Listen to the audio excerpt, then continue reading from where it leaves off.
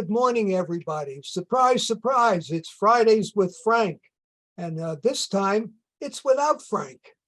You're very fortunate today that you're going to have our esteemed editor in charge, Scott Cullen, who's going to host Fridays with Frank.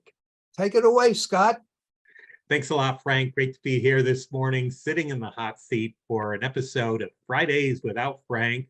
And before I bring on our special guest, I want to remind everybody viewing to hit that like and subscribe button. And now let's meet our special guest, Epson CEO Keith Kratzberg. Keith, great to have you with us this morning, and let's dig right in. We've been following Epson here at the Cannata Report for a number of years, and things seem to be going really well. I know your fiscal year ended on March 31st. Numbers are looking good. What else can you tell us about how things are going for Epson? So Seiko Epson has released all the financial results. It was another positive year. We continue to have a very positive trend. The pandemic, of course, was extraordinarily difficult operationally, all the supply chain challenges. When you look at Epson's results and compare them to the other print manufacturers, it appears that we probably got through the supply chain difficulties relatively stronger than the majority of our competitors. We have a very strong portion of our mix that is focused on multifunction, home office, small office. Of course, there was a big push out of the corporate offices, remote work with the pandemic. That was positive for us. Our game-changing EcoTank line of products, where we've changed the business model from the razor blade to the tank model, continues to have strong adoption by the market. So that was a positive for us. And then also through this period of the past, from before the pandemic, all through the pandemic, we've continued to release new commercial, industrial office solutions, all taking advantage of our PrecisionCore technology. So we've been filling out the portfolio, broadening the portfolio, and those products are all seeing positive adoption. So that's been positive as well. So things are going well for us. We're very thankful for where we are right now. Are you happy with how the dealers have been embracing inkjet? So to answer your question, no, I'm not happy. They should be adopting the Epson PrecisionCore Workforce Enterprise products much faster than they are. They're being far too conservative and they're not moving fast enough. So no, I'm not happy with it. I think that the benefits of the technology are significant. I think they're great for end users. I think they're great for dealers. And I think they're great for the environment. So no, I'm not happy with the speed that it's going. And Mark Matthews and Joe Contreras know that.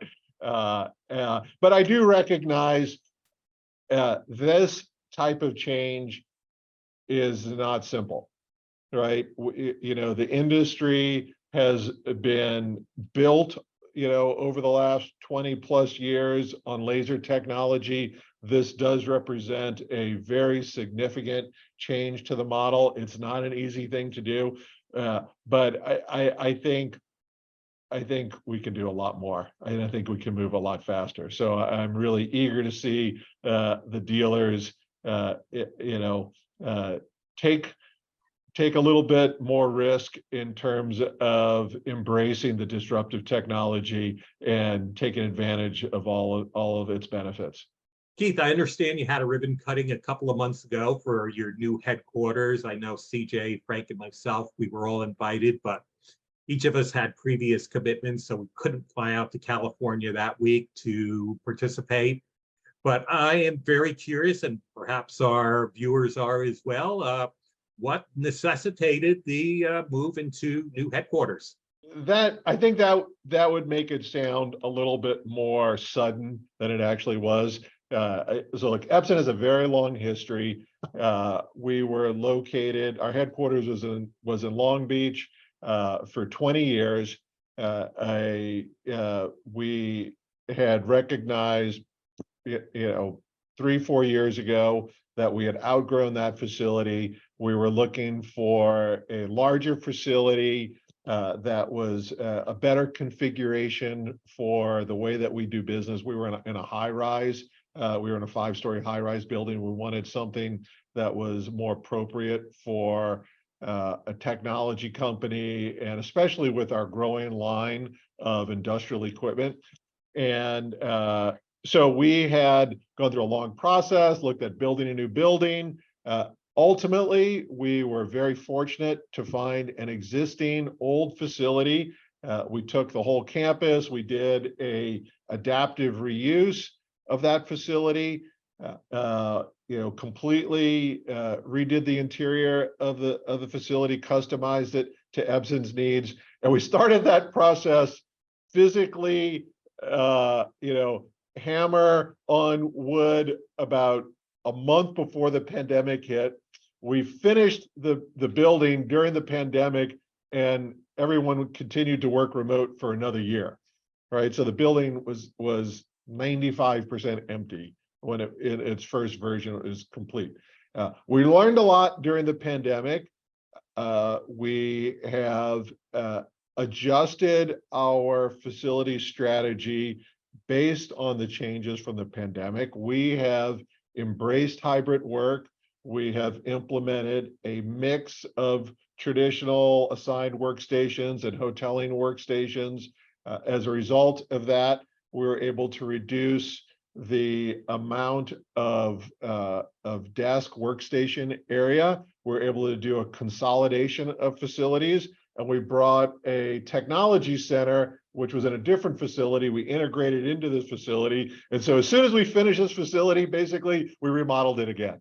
And so through that process, and with the pandemic, we never had an official opening of the facility. So what we decided was, now that we've completed version 2.0 of our executive briefing center, let's finally have a little celebration and say, recognize all the incredible work that was done by the Epson team, by our partners, recognize and thank all of the government agencies, the city of Los Alamitos, for their support through the whole process.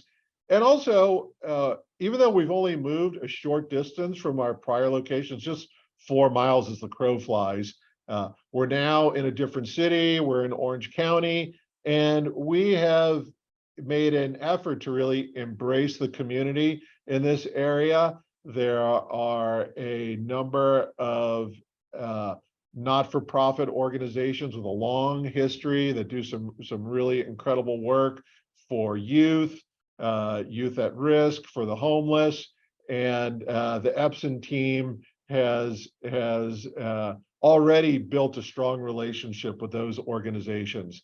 And so we wanted to make them part of this sort of, kicking off officially Epson in the new community. So we did all of that. The fact of the matter is, we've been using the facility for the last 3 years, and it has really exceeded our expectations in terms of what we were hoping to achieve, in terms of a space that was designed for to support the way Epson works, which is a highly collaborative way, and also support our new technology. And that was done with our new executive briefing center, and doing all of that in a way to support our goals around sustainability. Doing an adaptive reuse is one of the best things you can do in terms of minimizing your carbon footprint. Is the facility available for dealers to bring customers to look at products? Absolutely, absolutely. And not only can they look at the products, but it's really designed to facilitate engagement with the executive team, and also so the executive team can really bring to life the Epson vision for where we're going in the future with our PrecisionCore technology, and how the small office, home office business, the office copier business, and the industrial business all work together. So Keith, anything going on the rest of the year that has you really excited? I would say the biggest thing is the continued rollout and adoption of the new AM series of Workforce Enterprise. I think that product is truly a breakthrough in terms of the integration of the PrecisionCore technology. It's the smallest multifunction in its class, its energy saving benefits, its quality, its feature set. And I know that we've really had we have a lot of dealers who are doing their first placements and evaluating the technology, really putting it through its paces right now. And what I'm seeing is the product is performing well, and I think we're going to see some great sales in the rest of the year.